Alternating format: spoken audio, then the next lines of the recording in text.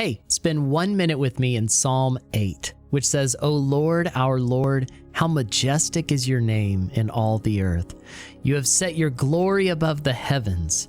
Out of the mouth of babies and infants you have established strength because of your foes, to still the enemy and the avenger.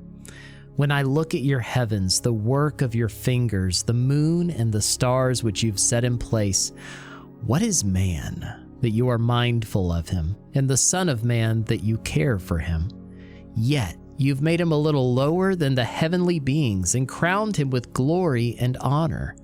You have given him dominion over the works of your hands. You've put all things under his feet, all sheep and oxen, and also the beasts of the field, the birds of the heavens and the fish of the sea, whatever passes along the paths of the seas.